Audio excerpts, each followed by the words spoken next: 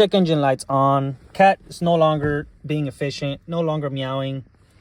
And so bank 1 and bank 2 O2 sensors are getting the same reading.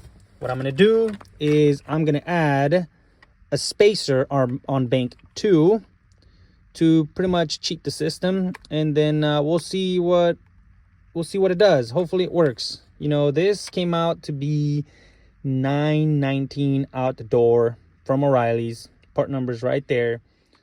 So this is how they should look. This is the one I drilled out.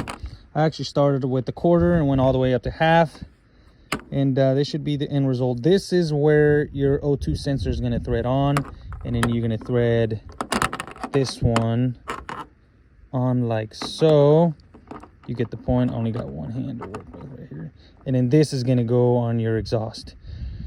So, and those are a 22 millimeter. That's the one we'll be adding the spacers to.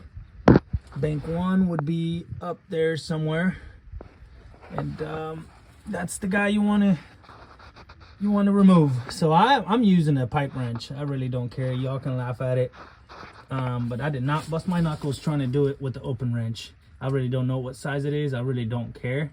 It's loose now, and it came out fairly easy. I used the small one. I didn't have to use the big set. So I'm gonna pull this out and then show you how to attach the rest. Here it is. It's out. The one you drilled would be the one to go onto the sensor, and then this one will thread into that, and this is what's going to thread into your exhaust pipe, just like that. So this is the end result. This is how it should look. Now you could use your 22 millimeter wrench to tighten it up.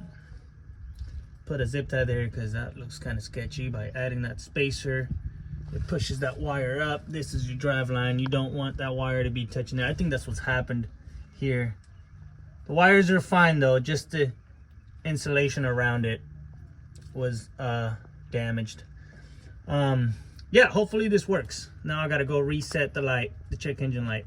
So, well, I just reset the check engine light, so I still have to drive it a few miles to see if it's gonna work or not. My only concern with this would be that when I take it to a shop to get smogged, which that's the only reason why I did this, is if I leave those spacers on there and if they see that, I might get in trouble. So what I'll probably do is I'll take him out before either before I get there, you know, going to a shopping center that's closer, you know, maybe a mile away from the place, pull them out, and that should give me plenty of time to get there. And if I pass, I'm not even going to bother putting them back on. I know what the problem is. I know the cat doesn't work, and I don't care. So I'll probably just leave them off if I pass. But yeah, I don't think I'm going to drive into a smog shop with the spacers on there. I don't think that's a good idea, because if they see that, that's an automatic fail. So I'll probably give it a shot. If this works though, I still don't know. I got to drive this, so hopefully this works.